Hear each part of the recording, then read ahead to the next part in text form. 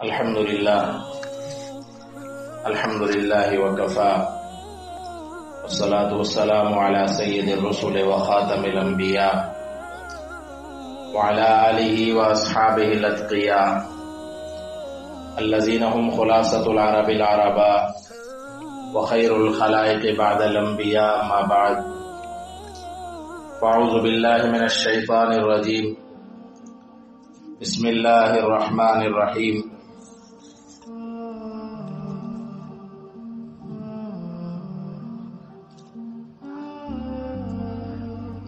یا ایھا الذین آمنوا ان جاءکم فاسق بنبأ فتبینوا ان تصیبوا قوما بجہالۃ فتصبحوا علی ما فعلتم نادمین. وقال اللہ تبارک وتعالی فی مقام آخر اعوذ باللہ من الشیطان الرجیم یا ایھا الناس انا خلقناکم من ذکر وانثی وجعلناكم شعوبا وقبائل لتعارفوا ان اکرمکم عند اللہ اتقاکم.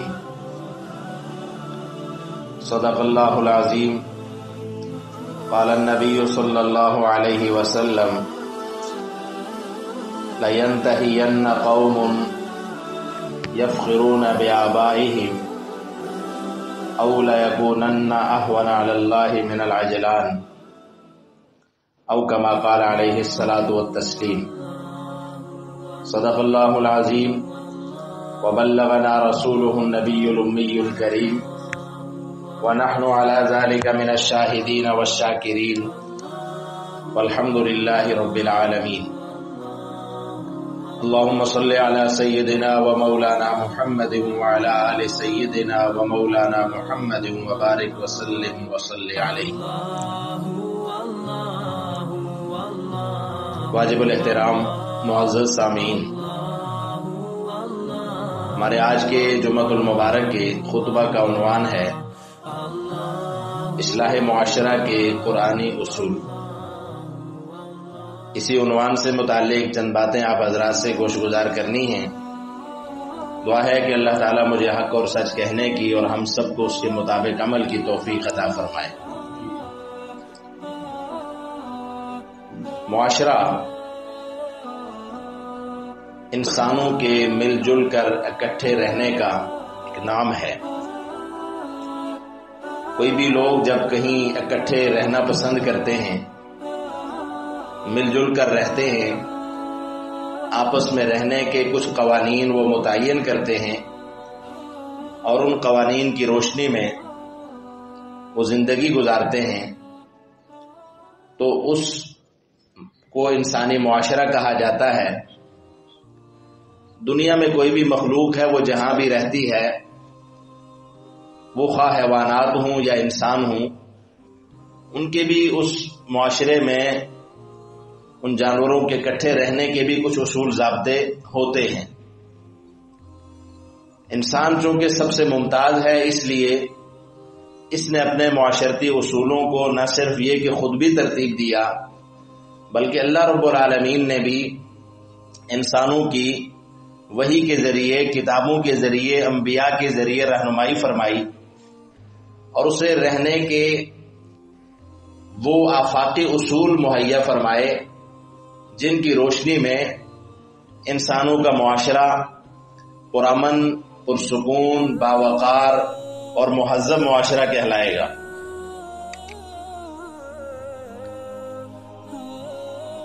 سامعین محترم، اگر ہم نبی پاک صلی اللہ علیہ وسلم کی زندگی کا اور قرآن کریم کے نزول کے اعتبار سے صورتوں کا معائنہ کرتے ہیں یا اس ادوار کو ہم بغیر دیکھتے ہیں تو ہمیں دو ادوار نظر آتے ہیں. ایک دور تھا مکی دور اور ایک دور تھا مدنی دور. مکی دور میں جو کہ 13 سالہ دور تھا، اللہ رب العالمین نے جو وحی نازل فرمائی، جتنا قرآن کریم کے حصے نازل ہوئے، ان میں عقائد اور عبادات پہ زیادہ زور دیا گیا تھا. اور جب ہجرت کے بعد کا جو دور ہے، جب ایک ریاست تشکیل پائی مدینہ طیبہ کی شکل میں، تو اس کے بعد اللہ تعالیٰ نے معاشرتی اصولوں کو نازل فرمایا۔ چونکہ ایک ریاست تشکیل پائی تو اس کے سیاسی اصول بھی آئے، اس کے تجارتی اصول بھی آئے، اس کے اخلاقی اور معاملاتی اصول بھی اللہ تعالیٰ نے نازل فرمائے، اور معاشرتی اصول بھی۔ چونکہ یہ ایک معاشرہ جسے اب ہم ایک ایسا معاشرہ کہہ سکتے تھے جو مسلمانوں کا اور اہل ایمان کا معاشرہ ہے، اس لیے اللہ رب العالمین نے مختلف صورتوں میں مختلف مقامات پر اصلاح معاشرہ کے اصول جو ہے وہ بیان فرمائے۔ اب ساری آیات کا ہم احاطہ نہیں کر سکتے اور ساری صورتوں کے انتخابات میں ہم نہیں جاتے۔ اگر ہم صرف ایک صورت کو دیکھیں جسے ہم سورہ حجرات کہتے ہیں، تو اس کو اگر ہم پڑھیں تو ہمیں اتنے بہترین اور اتنے زیادہ اصول ملتے ہیں کہ ہم ان کو بھی اس ایک محفل میں بڑی تفصیل سے بیان نہیں کر سکتے۔ البتہ یہ ہے کہ ان کو ہم ایک مختصر سا خاکہ ان کا وہ آپ کے سامنے رکھتے ہیں۔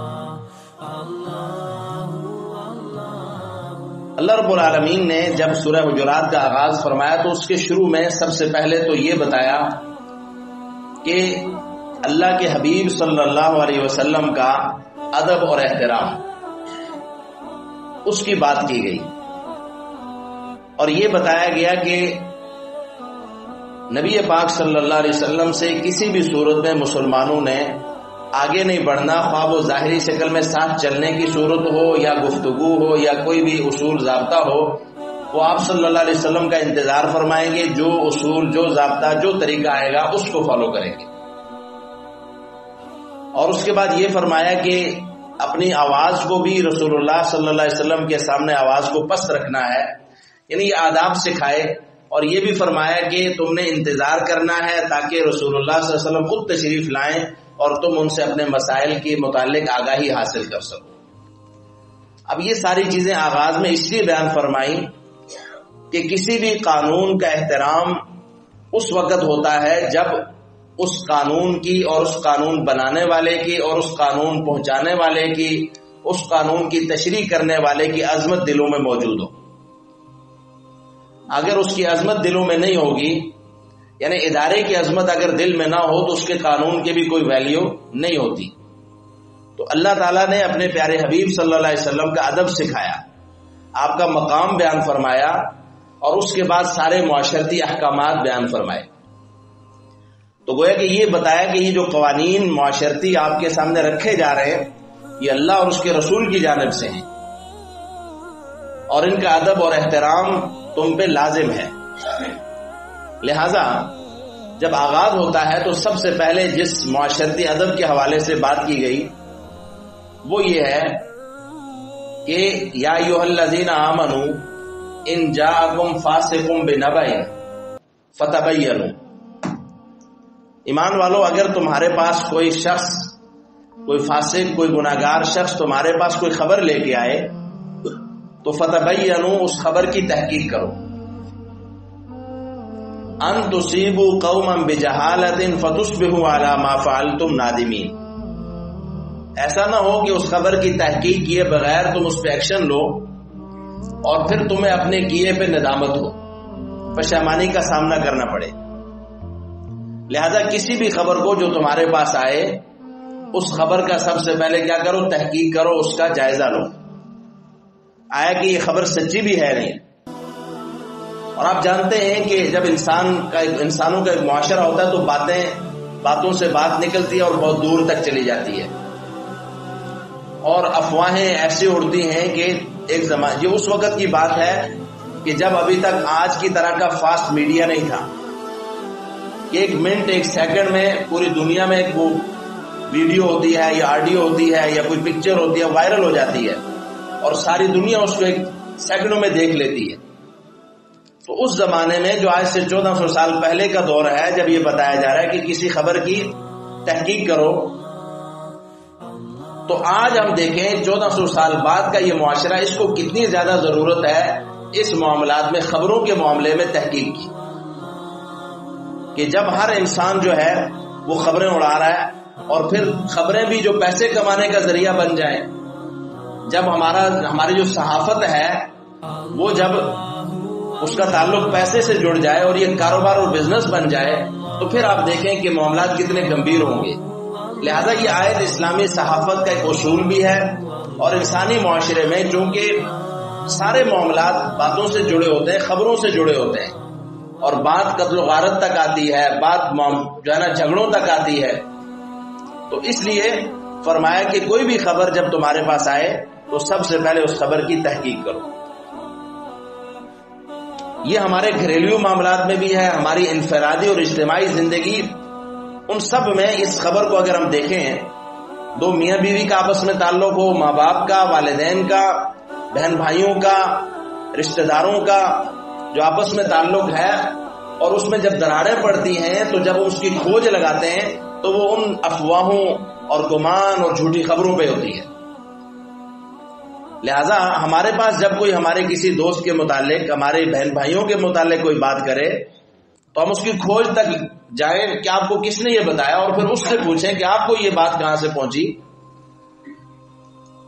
اور ایک انسان کو احتیاط بھی کرنی چاہیے اپنی گفتگو اور بول چال میں۔ کہتے ہیں کہ لفظ جب انسان پھینک دیتا ہے، بات جب وہ کر لیتا ہے، تو پھر اس کو روکنا اس کے بس میں نہیں ہوتا۔ یعنی گفتگو کرنے میں بھی احتیاط اور گفتگو کو آگے پہنچانے میں بھی احتیاط۔ لہذا یہ ہے کہ ہم اگر اس اصول کو اپنا لیں اپنی نجی زندگی میں بھی، کہ اگر ہمیں ہماری بیوی کے متعلق، ہمارے بہن بھائیوں کے متعلق کوئی ایک بات کر دے تو ہم اس سے یہ پوچھیں کہ یہ بات آپ کو کس نے پہنچائی، یا آپ کی خود جو ہے نا وضع کردہ بنائی ہوئی یہ بات ہے، جس نے پہنچائی اس کا مجھے بتائیں، میں اس سے ملوں، پھر اس سے پوچھیں، تو انشاءاللہ معاملہ جو ہوتا ہے وہ بڑا آسان ہو جاتا ہے اور صاف ہو جاتا ہے۔ تو بہرحال فرمایا کہ سب سے پہلے یہ ہے کہ معاشرے کی اگر اصلاح کرنی ہے تو خبروں پہ جو ہے اندھے بن کے عمل نہیں کرنا، بلکہ ان خبروں کی تحقیق کرنی ہے۔ فتبینوا۔ اس کے بعد جو اگلا اصول بیان فرمایا وہ یہ ارشاد وہ اصول جو ہے وہ ہمارے معاشرے کے امن اور سلامتی کے متعلق ہے۔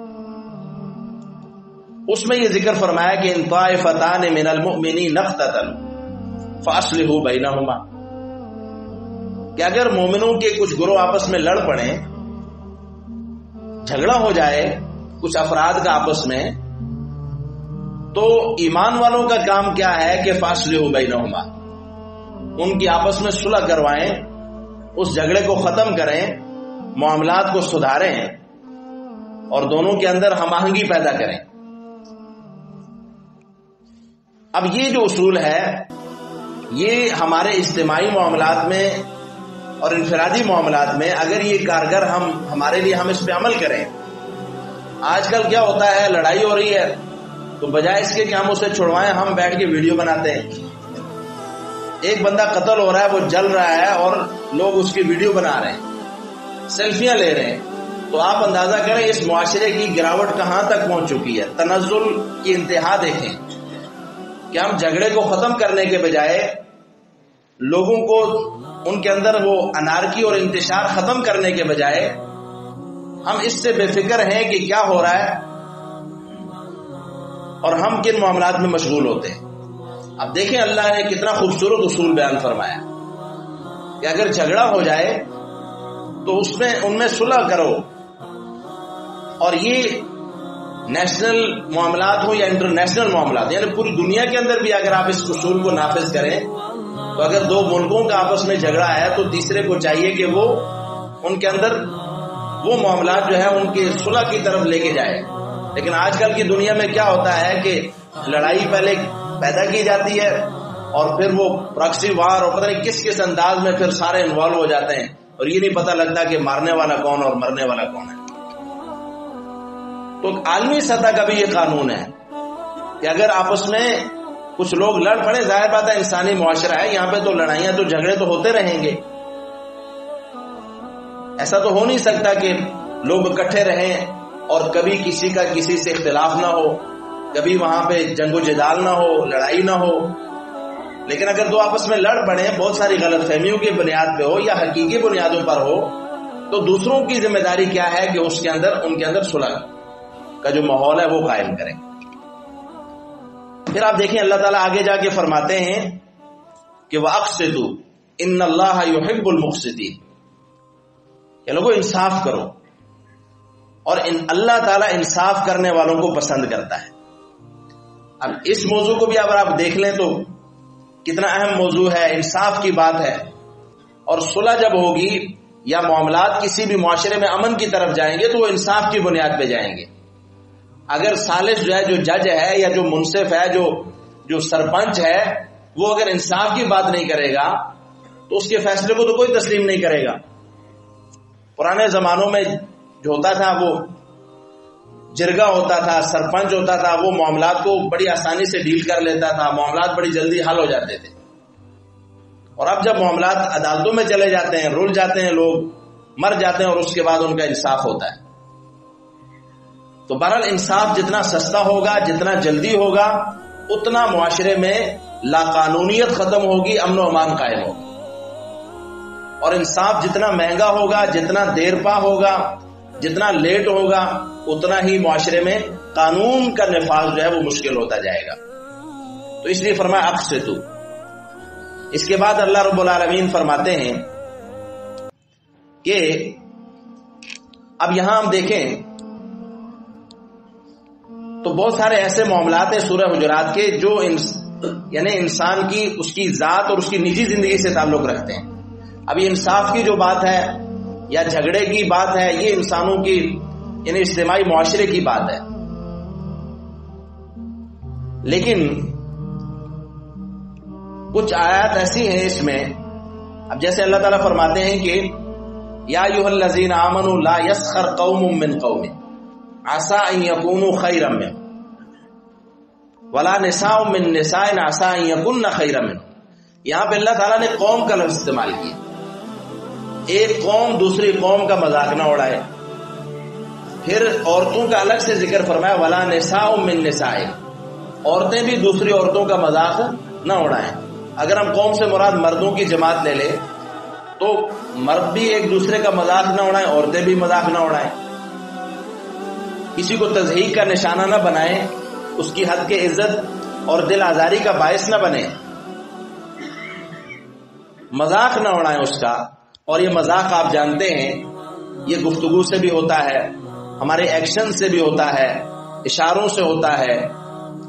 اور کسی کو تان و تشنیع کرنا، جگت بازیاں، بختیاں کسنا، الزام تراشیاں وغیرہ وغیرہ، بڑی اس کی صورتیں ہیں. مذاق کئی صورتوں میں کیا جا سکتا ہے. کسی کا کوئی شخص جو ہے جو معذور ہے اس کو اس کی معذوری کا تانا دینا، کوئی بول نہیں سکتا، کوئی سن نہیں سکتا، کوئی چل نہیں سکتا. ہوتے ہیں انسانی معاشرے میں ہر طرح کے لوگ ہوتے ہیں. اللہ تعالیٰ نے ان کو آزمائش میں ڈالا ہوتا ہے، امتحان سے گزر رہے ہوتے ہیں. تو ایک تو وہ پہلی تکلیف میں ہوتے ہیں، مسائل اور مصائب کا شکار ہوتے ہیں.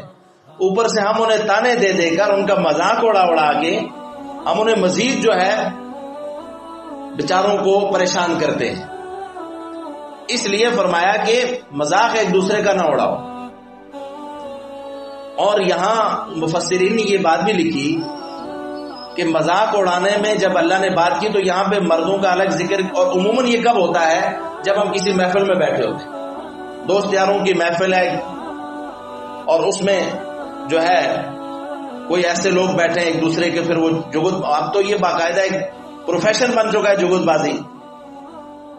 اور اس پہ لوگ جو ہے نا ان کو ہمارے ہاں کہتے ہیں یہ ایکٹرز اور جناب فنکار. تو ہم ان کو سپورٹ کر رہے ہوتے ہیں جو ہمیں یہ چیزیں سکھاتے ہیں، جو ادب اور تمیز کے دائرے سے ہمیں نکال کر جہالت کی طرف لے کے جاتے ہیں. تو آرٹ اور فن اس کو کہا جاتا ہے آج کے دور میں. لیکن اللہ رب العالمین کیا فرماتے ہیں کہ لا یسخر قوم من قوم، کہ مذاق نہ اڑاؤ ایک دوسرے کا.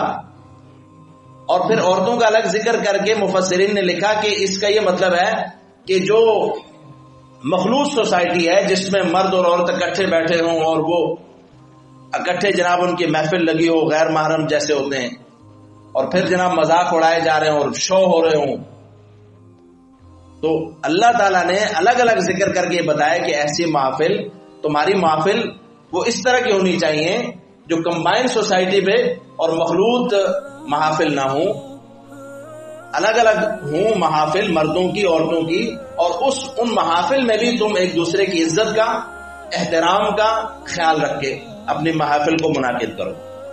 بہرحال اس کے بعد اللہ تعالیٰ نے فرمایا کہ اجتنبوا کثیرا من الظن، بدگمانی سے بچو، بہت زیادہ ان بعض الظن اسم، بدگمانیاں جو ہیں وہ بہت ساری بدگمانی سے بچو، لیکن پھر فرمایا کہ کچھ بدگمانیاں جو ہیں وہ اچھی نہیں ہوتی،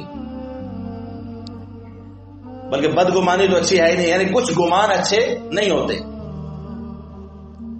اب گمان انسان کا اچھا بھی ہو سکتا ہے، انسان کا برا بھی ہو سکتا ہے، کئی جگہوں پہ اچھے گمان کی تائید کی گئی، ہونا بھی چاہیے، لیکن جو بدگمانی جسے ہم کہتے ہیں وہ ہے کیا کہ ایک شخص جس کے بارے میں ہم کچھ بھی نہیں جانتے، ہم اس کی حقیقت حال سے واقف نہیں، اس کے کردار سے واقف نہیں، ہم نے اس کے بارے میں کوئی بات سنی یا صرف اسے دیکھا اور کوئی ظاہری علامت اور اسباب بھی نہیں ہے اس پہ، اس گمان اس کے متعلق کسی برے گمان کے، بظاہر ایک شریف النفس انسان ہے، کردار کا بھی اچھا ہے، لیکن ہم نے اپنے ذہن میں اس کے بارے میں سوچنا شروع کر دیا یہ ایسا بھی ہو سکتا ہے، یہ ایسا بھی ہوگا، میرا خیال ہے کہ وہ فلاں ایسا ہے، میرا خیال ہے کہ فلاں ایسا ہے۔ یہ جو میرا خیال ہے کر کے ہم بات کرتے ہیں، یہ عموماً کیا ہوتی ہے، یہ بدگمانی کی اعلیٰ قسم ہوتی ہے۔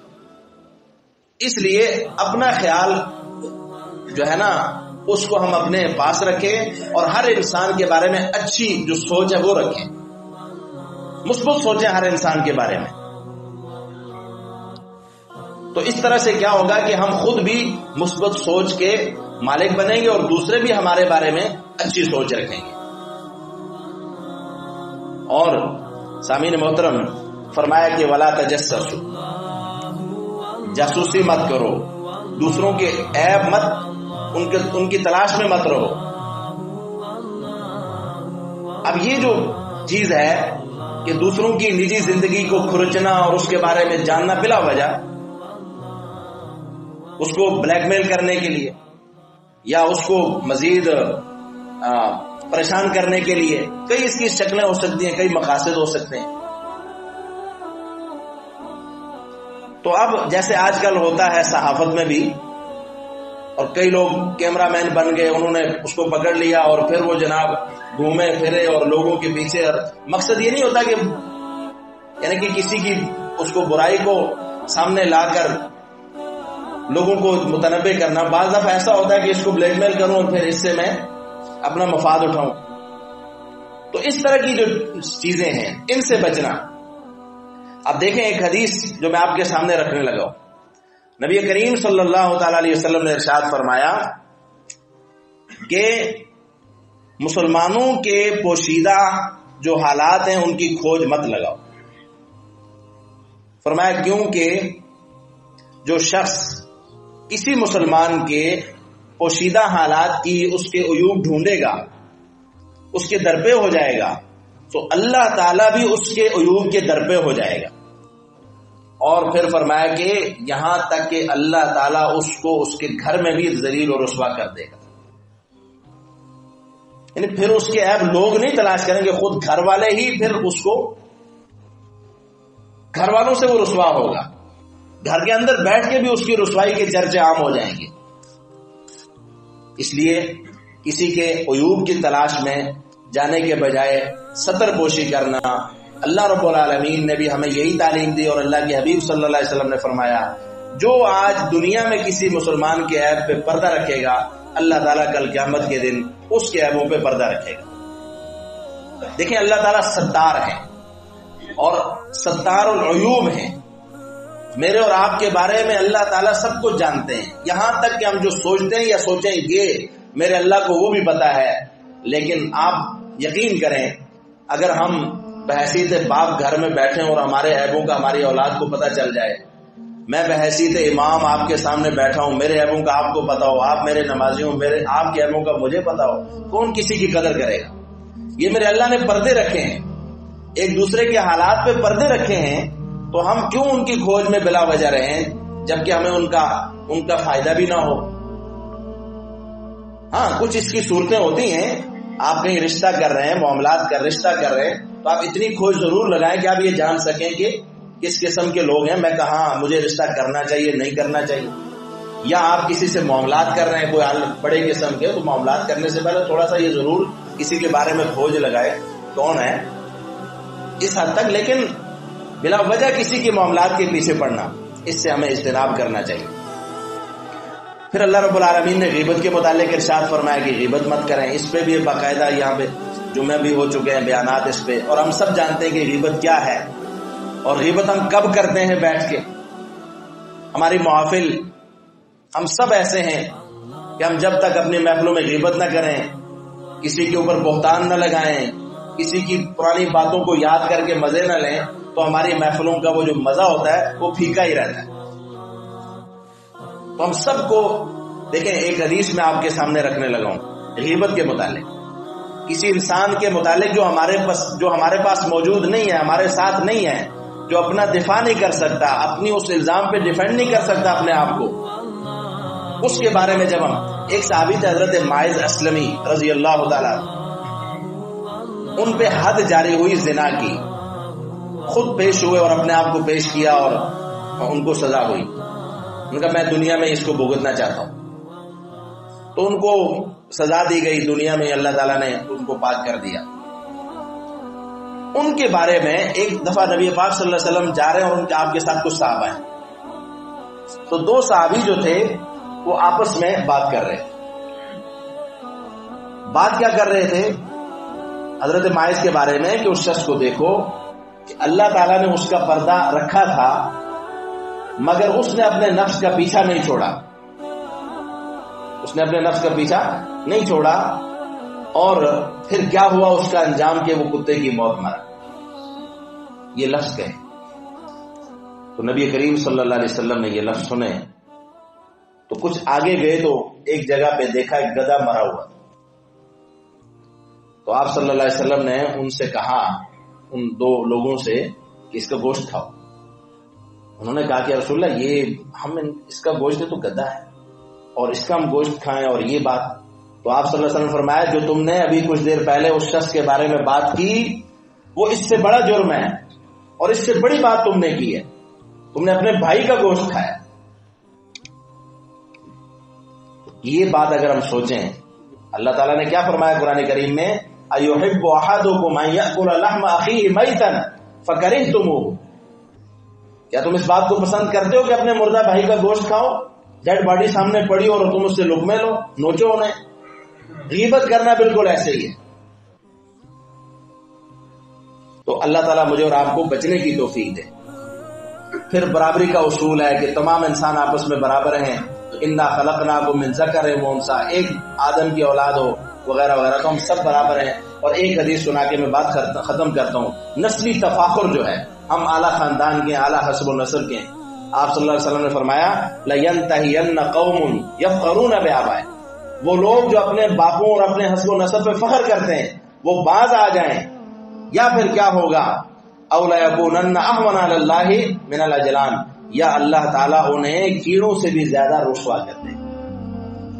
تو اس لیے فخر صرف تقوی پہ کریں، متقی اور پرہیزگار ہونے پہ کریں. اس کے علاوہ سب چیزیں دنیا میں رہ جانی ہیں، تذکرے بھی انسان کے ختم ہو جاتے ہیں. اللہ تعالیٰ ہم سب کو ہدایت نصیب فرمائے، ان معاشرتی اصولوں کو اپنانے کی توفیق عطا فرمائے.